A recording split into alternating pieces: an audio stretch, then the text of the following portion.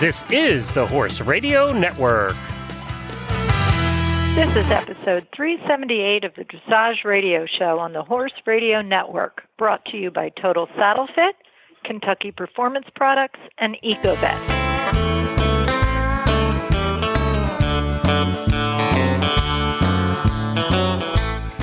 This is Karen Abatista from Sarasota, Florida. And this is Tim Christensen from Mayaca City, Florida. And you're listening to the Dressage Radio Show on the Horse Radio Network. Remember, the Western Dressage Show comes to you the last week of every month, courtesy of the Horse Radio Network. Tim, I want an update from you. Actually, before we do that, we have a great show coming. I should let everybody know. We have Jec Ballou joining us later on today. Jec is the author of 101 Western Dressage Exercises, and she has been serving as an advisor to the Western Dressage Association of America since 2011, so we're super excited to have her joining us later. So I wanted to let everybody know to stay tuned because she's coming up. But anyway, Tim, I want to know how the Black Chap Challenge is going, and maybe you can tell our listeners what that challenge is. Okay, well, it's been a month now. So anyways, yes, as I told you, Karen, I have those Black Chaps that I want to show in at the Western Dressage World Show. So I've been on it. A month ago, I changed all my eating habits, and I have done extremely well, and they're getting about ready where I could show them. So it's going very well. So, awesome. Yes, we'll have to, you know what, I like that, the Black Chap Challenge. We might have to do something with that. Yeah. See, in my world, we have the White Pants Challenge. I like the Black Chap Challenge so much better. So we didn't wear the black chaps this weekend then, huh? No, but they're getting close. So I'm very excited, and I feel awesome. I feel incredible. Cut out all the sweets and all the processed foods and all the sugars. So, feel great. So no what do sugar, you eat? Fruits, vegetables, fresh meats. I try to stay away from the white flours now. It's kind of what everybody tells you what to do, and I kind of read a book called Eat Fat, Get Thin by Dr. Mark.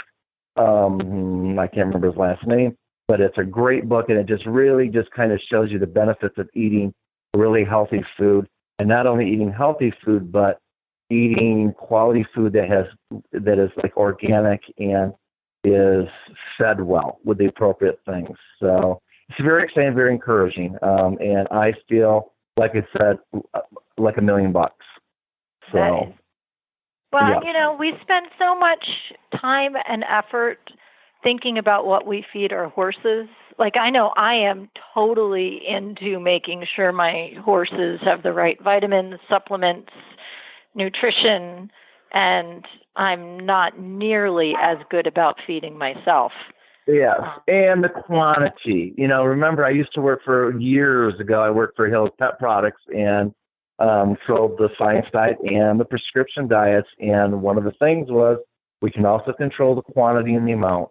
So, yes, therefore our horses sometimes do look better and eat much better than what we do. Well, good for you. And you went to a show this weekend, right? We did. We went to the Florida Horse Park in Ocala. It was a very nice facility, huge, and undergoing a lot of changes. I think they're going to add 5 new barns. They have a big covered arena, so it was pretty cool. And it was a USCF show, and WDAA approved. So that was kind of fun because the USCF is kind of a brand new thing for the Western Dressage. So it was what you'd call a Western Dressage rated show. So we had a good time, and the horses did well. And every time we went in the class, or every test, they improved every test for me and also for the riders. So it was a good show. We got a lot accomplished. Well, speaking of horse shows, our listener question is, what is the difference between a rated show and a schooling show? That is a good question. Mm-hmm. Now, I couldn't answer that in one word or less. Can you think of the word that I'm thinking of? Starts with an M. No. Money. Money. Okay. Money. Well, yes, I would agree with that. Yes. No. Although that's not the true answer. No. The difference between a rated show and a schooling show, yes, is cost. Schooling show is going to be a lot cheaper.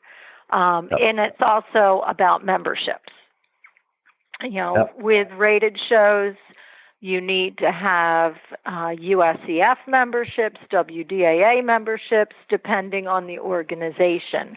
And correct me if I'm not correct, but aren't most of our local ones, the GMOs, the General Membership Organizations, they pretty much are under the umbrella of the USEF. So even though it's not a rated show, you're still kind of falling under the umbrella. Is that not correct? Well, the GMO stands for Group Member Organization, and they are affiliates of the United States Dressage Federation. So it falls under that. Each GMO will have their own requirements about membership.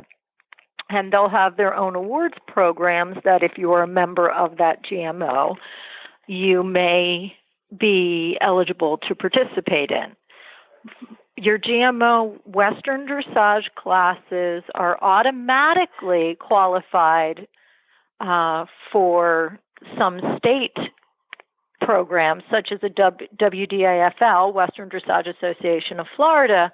Their High Point program scores from GMO shows count. That does not happen in every state. That's a state-by-state basis. But you might want to do schooling shows if they're a great stepping stone to your rated shows, to your national level competitions. If you have a novice horse, you have a novice rider, schooling shows are a great way to get out there, get comments from qualified judges, educated judges. They're going to tell you where you are falling short and where you might need to focus your training efforts, and you can get comfortable with the additional stresses that showing entails before you spend the extra money to go out there into rated competition. Okay. So that's a great question. I always recommend to my clients that they go out. They practice in a schooling show environment to control their show nerves, to learn how much warm up. What do they need to do to get their horse prepared to give the best performance they can in that ring for that 6 minutes that they have for their dressage test before they go into the rated competition and get, serious about either earning scores or points on a more advanced level. So thank you, listeners. Keep those questions coming. We appreciate it. And I think we're going to take a short commercial break, and then we'll be right back.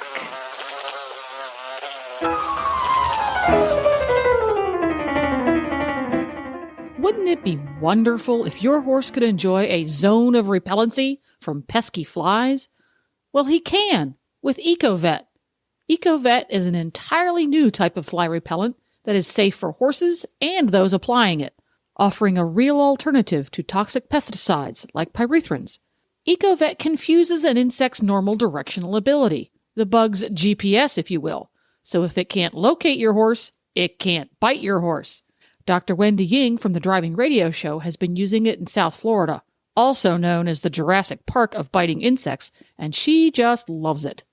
EcoVet's active ingredients are naturally occurring food-grade fatty acids that have been clinically shown to improve the condition of horses with difficult-to-treat sweet itch problems. EcoVet is effective on mosquitoes, ticks, no-see-ums, as well as flies. You can visit EcoVet online at eco-vet.com for more information or to order. You can find EcoVet at Dover Saddlery Stores and EcoVet's on Facebook. Just search EcoVet, ECOVET.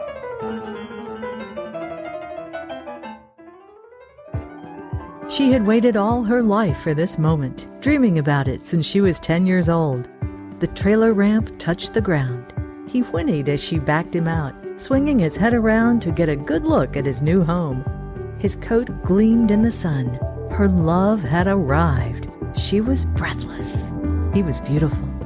She could hardly wait to tack him up and start off on what she was sure would be the best times of her life. This love story is brought to you by Contribute, providing essential omega-3 fatty acids that help maintain low inflammation levels throughout your horse's body. The horse that matters to you matters to Kentucky Performance Products. Call 859-873-2974 or visit kppusa.com to order today. And joining us today is Jec Ballou, author of 101 Western Dressage Exercises. She comes to us from California, and she is an advisor with the Western Dressage Association of America, and we are so happy to have her with us. Hello, Jec. Thank you so much for joining us. We're so excited to have you with us today. Oh, thanks for having me on the show. This is fun. Well, I did a little bit of research on you. I'm familiar with your name, of course, because 101 Dressage Exercises and 101 Western Dressage Exercises are some of my go-to books for my clients. I think they're wonderful books. I recommend them to everybody. And I'm familiar. Your background is actually really, really interesting. I mean, you have a dressage background, I know, but you do so much more than that. I wonder if you could kind of take a few minutes and tell our listeners a little bit about what you do and what you've learned and kind of, elaborate. Sure, because it does actually all tie into how I ended up being a proponent of Western dressage. I'm a huge advocate of cross-training any equine athlete, and I think that comes from my upbringing. I was raised by horse trainers, but my parents focused on different things. My father was a carriage driving trainer, well, still is. He competed in combined driving events, and my mother was a dressage trainer and rider, and we were always preparing clients' horses for competition, for carriage driving, for long-distance trail competitions, and for dressage. And the interesting thing, looking back, is that we developed the horses, no matter what their intended show discipline was, we developed them all the same way. So they all followed a very similar weekly schedule. And that approach has sort of infiltrated my adult life as a trainer. And even though the majority of my time studying and training my own development has been spent with dressage, with many trips to Europe and things like that. I'd say that's my specialty, but at the foundation of any equine athlete, I believe, is just a well-rounded horse that can use his body really well and is really mentally and emotionally adapted for all kinds of situations and terrain and different levels of stress on the body. So that said, my main pursuit is dressage, but I also do compete in endurance racing and in a very obscure little sport called ride and tie, which combines running on foot and racing the horse, and Western dressage now as well. And that's been a really natural and really fun addition to what we're doing here. Yeah. I saw and really like your 5 fundamentals. Oh, cool. Good. Yeah. You want to kind of talk about those for a minute? Because I really did like that concept so much. Yeah. So, I just keep I want to emphasize the necessity of keeping things simple and straightforward for horses, because dressage is so complex. And I find that teaching it and learning it can become a very brow furrowing, intense sort of experience. And sometimes that doesn't always lead to positive outcomes. And so my 5 fundamentals are just really emphasizing the simplicity of the training approach, emphasizing that cross-disciplinary need of every equine athlete, recognizing the mind-body connection of the horse. If they're very emotional, they're not going to be able to use their bodies well. And vice versa, if there's restriction in the body, 9 times out of 10, there's some emotional component that you're also grappling with. It's a very holistic approach. Yeah, and it does come back to that, because I've seen, in my years in the industry, I've seen the horse world, probably like anything actually, become more and more specialized. Horses are specializing from a very early age. I meet people with 3-year-olds going, well, he's going to be a dressage horse. He might be bred for dressage, certainly, but horses never used to specialize so early. But, we're probably all doing the same thing with our children nowadays, too. You're going to be a soccer player, or you're going to go to Harvard, or rather than just saying, let's really develop physically and mentally and socially this creature, and then specialize. So I was always raised to believe that every horse is capable of doing approximately 3rd level dressage. And from there, if they're going to specialize in dressage, then the training becomes more specific on a weekly basis in terms of the things they school. But that's what's been so cool about Western dressage is it sort of says the same thing, is like, well, these horses, these stock horses, are not going to have an extended trot like you're seeing in the Olympics going on right now, but they are capable of the softness and the balance and the adjustability of about 3rd level dressage, approximately. And from there, if a horse is going to go on and become a jumper, or is going to go on to a high level trail career, they can specialize from there. But certainly all the components of 3rd level, more or less, I think is within reach from many, many, many, many horses. And they don't need to start specializing before that's met. Well, one of the things you said a few minutes ago, which I found really true in my own experience, was about how intimidating dressage can be to some of our, especially our Western riders, or I tend to think of it, and this is not meant as a derogatory term at all, but our backyard riders are people that have the horses in their yard, and they want to do something with them, but they see dressage as an unattainable goal for them. They think of it as white pants and top hats. And I found that Western dressage has really, it's so much approachable for these people. You watch the Olympics, since that was just on this week, and, they're spectacular super horses. But you think, I could never do that. Mm-hmm. But, the thing is, the training that's behind it, you can do. It isn't something that's only for the elite or the super talented. I don't know. Have you found that to be the case? Yeah, no, that's what's been so fun. I mean, I have many.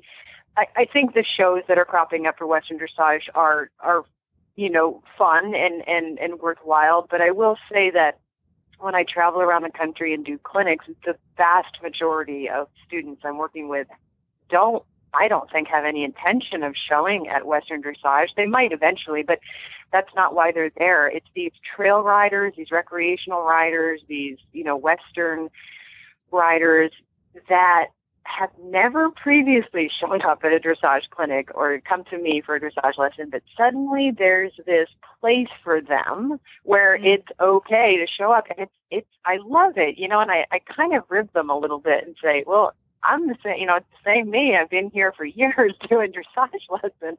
But now that we're calling it Western dressage, now it feels more approachable to them. And I really think that's all it is. It's removing that the barriers. Yeah. Sort of unaccessible, kind of highfalutin, super polished, maybe a little snooty. I'm putting myself right up there. I'm not pointing fingers at anything. No, but I just had a situation where a lady came and picked up some vitamins today, and they're trail riders, and her husband said, she's just told me that her husband said, I think I want to go do that. Yeah. I think I could do that. That looks like fun. So I think it is very inviting to the people who never thought maybe they'd been invited to the party before, that now they think that there's something that they can play in. So I like that. Yeah, and another really cool thing, if I could just share, that I've seen happen in Western dressage is when I first got involved with the organization, which was way back in 2010, I remember at that time there was quite a bit of concern for people at the shows that perhaps the local dressage trainers would just put a Western saddle on their big fancy horse and come in and kick everybody's butt. And, there was a lot of concern about how are we going to prevent that from happening? And, is that what we want to have happen, et cetera, et cetera. For the most part, I've not seen that to be the case. Most dyed-in-the-wool dressage folks are like, I'm not going near that, or at least that has been the case. What I've seen in the last year that I would love to share is a couple of my colleagues, one in Michigan and one in Vermont in particular, trainers, dressage trainers, were working with horses that just had some tension issues. They were big, fancy warm bloods. They had jaw-dropping gaits. I mean, you just stop and stare and watch them take a diagonal line and think that's the most amazing trot I've seen, or extended canter or whatever. But the horses were very tense. They were teeth grinding. They couldn't get through a test clean. There was always some bobbles that came as a result of this anxiety. And in the last year, both of them kind of put their attitudes aside a little bit and their impressions and tried Western dressage. And at least for those two horses, it made a world of difference, whether it was just the change in tack or it was a change in the rider's approach, maybe. For those two horses, I mean, they are happy, they're relaxed, they're swinging through their backs. And I had one of the trainers say to me, and this is an FEI dressage trainer, she said, it's made me a better rider. She said, I'm not in love with the Western saddle. She said, but my horse is so much happier. And she said, I've had to become a better rider. She said, I've had to get off my hands. I've had to really use my feet, and become more well-rounded in many ways. And I really appreciate and honor that. And I've seen that with two of my, what I would say my two of my top Western dressage horses were ex-show horses, very fractious and very anxious. And when they had to go to the show pen, they just they didn't like what they were doing. They just didn't feel comfortable. And what I found, and elaborate on this if you would, is my expectations changed for these horses when I went to Western dressage. And when my expectations changed, or maybe they were lowered or whatever, into something more practical that they could understand, these horses have just made they love it. Their ears are forward. They're happy. Would you think that'd be a part of the whole thing, is that our expectations are not maybe so high in grandeur? Yeah, the difference in approach, I think, sometimes can make all the difference, and so neat to see that. Since you kind of dabble in both worlds, what do you see as the differences between, and I don't want to call it classical dressage, let's call it competitive dressage, and Western dressage? What do I see as being the differences? Yeah, for somebody who may not quite understand, okay, if it isn't throwing a Western saddle on a dressage horse, what is it? Oh, I see. I usually answer this question by, again, the most simple way I can, which to me, it comes down to what are we prioritizing? My belief in helping the WDAA develop their tests and their clinic programs is, I believe what we're emphasizing in Western dressage right off the bat is softness and adjustability and lightness of the horse. Those are certainly priorities for competitive dressage as well, but I believe that to be competitive in today's world, because the bar keeps getting higher and higher, the more we're breeding these really fine-tuned horses for dressage. I believe the priorities early on are to really get that power, almost that electricity in the horse's movement and expression, sort of that extra edge. And that doesn't play a part in the early stages of Western dressage as much as that adjustability and maneuverability.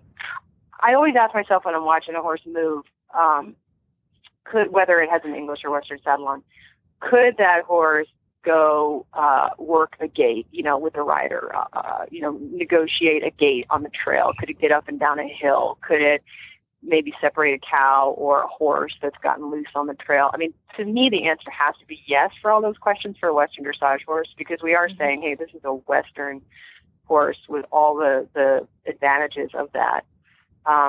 When you watch those impressive Olympic dressage tests that we've seen in the last week, they're breathtaking. They're mind-blowing in some cases. But when I ask those same questions of those kinds of horses, a lot of times I say no. And that's nothing. That's not any sort of judgment. I mean, that's not the priority. You know what I'm saying? Well, it's interesting to hear you say that, because the word I use a lot when I'm asked that question is rideability. Okay.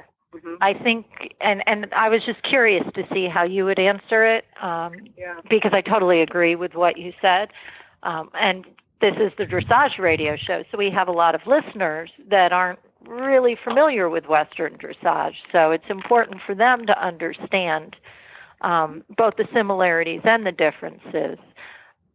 But again, for me, it really comes down to rideability. Your Western dressage horse, you could easily, and that's the key word, easily, take out on a trail ride.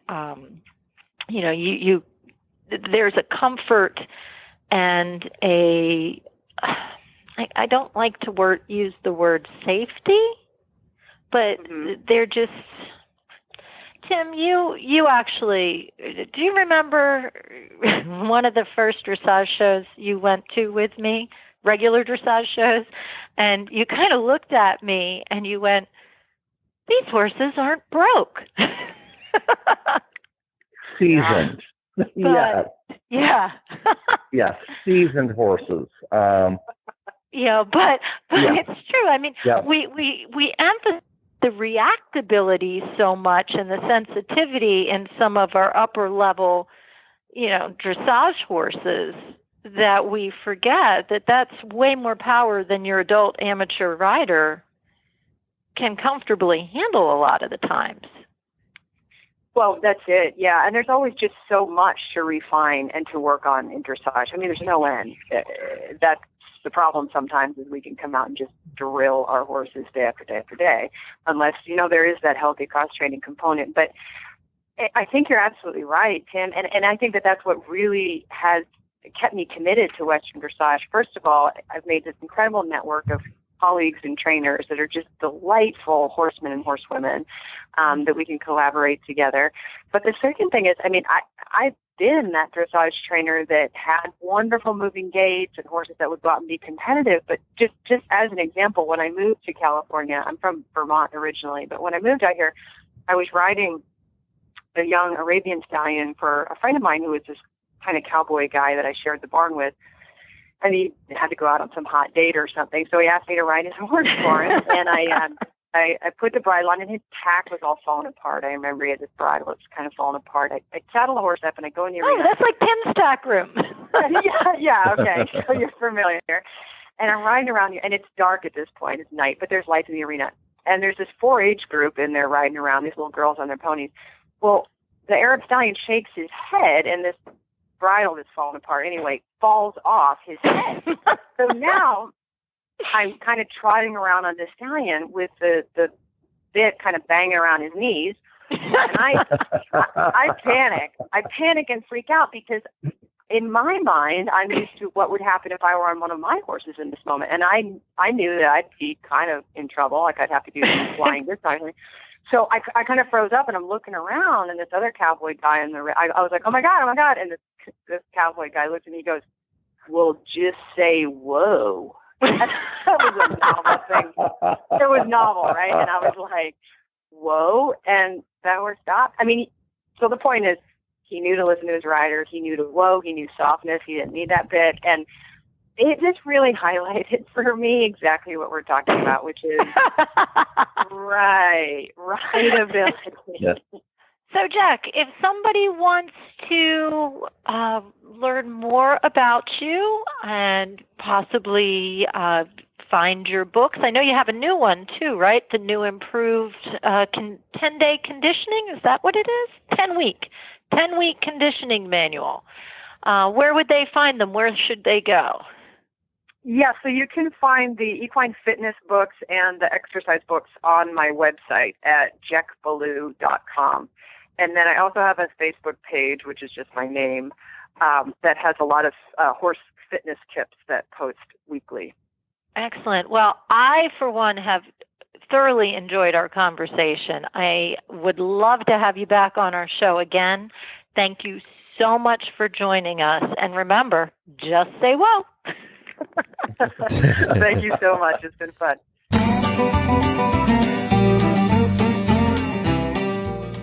Well, Total Saddle Fit has the cinch that you've been looking for your Western dressage saddle. The shoulder relief cinch actually changes the position and angle of the billets to prevent the saddle tree from interfering with the shoulder. The center of the cinch is set forward to sit in the horse's natural girth groove, while the sides of the cinch are cut back to meet the billets 2 inches behind where the horse's natural girth groove lies. This brings the latigos from angling forward to becoming perpendicular to the ground, which reduces the saddle's tendency to be pulled forward into the shoulders. With horses that have shoulder interference without angled billets, it simply moves the billets back to keep the saddle further away from the shoulders. The secondary benefit to this shape is the cutback at the elbows. This gives more room for elbow movement as well and prevents galls in the elbow area. You can find the shoulder relief cinch at TotalSaddleFit.com. That's TotalSaddleFit.com. Our Total Saddle Fit tip of the week is on transitions. Yes, transitions. The how, what, where, when, and why of transitions. So, Tim, can you tell me when a transition is called for in a dressage test, when it should be performed? It should be performed when you talk about in the box. So I always say if it says develop the working jog between C and H, I always figure we clear C and then we begin develop the working jog in between. So by the time I pass H, I am in the working jog. As I go up into another level, then when it says working jog at C, then I working jog at C when my leg is right there as I go by. Not way before, not afterward. When the rider's leg is at the prescribed marker.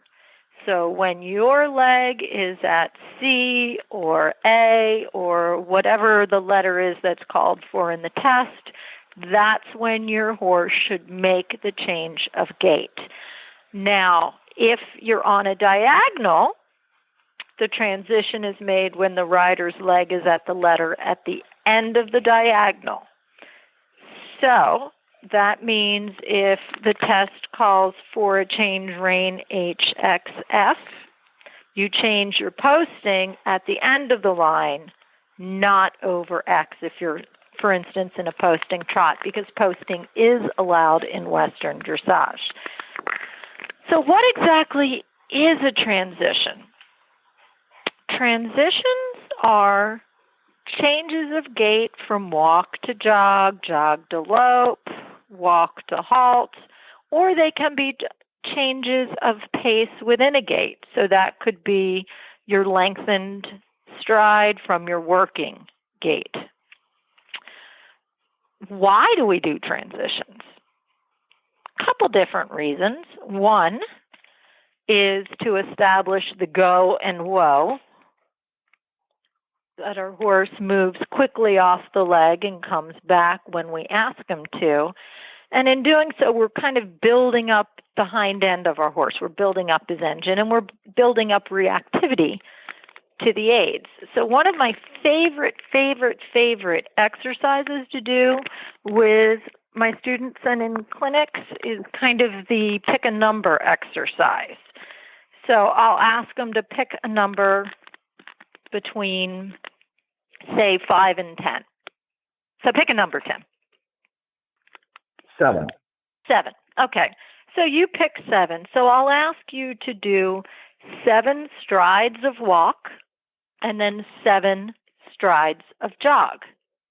Now here's another question. What's the difference between a step and a stride? A step would be one step with the leg, and the stride would be all four legs in their movement. Very good. Yeah. Very, very good. Yes, and a lot of people don't know that. I'm trying to imagine that and then say that. Yeah. So the stride of a horse. Yeah. So you would take 7 strides of walk, and then 7 strides of jog, 7 strides of walk, and 7 strides of jog. But the thing is, when do you ask for the jog from the walk? If you wait until you're on that 7th stride, depending on how responsive your horse is, it might take him 2 or 3 more strides to get into the jog. So you start learning how much preparation you need to do for transitions. Now, at the beginning of this conversation, we talked about when you get a transition in a dressage test, and you mentioned in-between letters. Well, the reason you have in-between letters in your intro and basic level tests is because we recognize sometimes it takes a little while for the rider to prepare and the horse to respond correctly to what the rider is asking.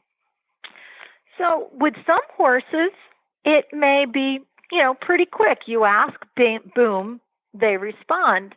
But others kind of have this slow synapse firing. You ask and they kind of have to process it, and then they process it, and it goes to their legs, and then they move off. So you learn through this exercise, if I want to be in my jog after my 7th stride of walk, I need to start asking when I'm on stride 5. Does that make sense? Oh, absolutely. Yep. Yeah. So you learn how much preparation you need to do to get the transition when you want to. Because if you wait until you want it, it's too late. And you can do and that would hold true probably going into downward transitions as well, correct?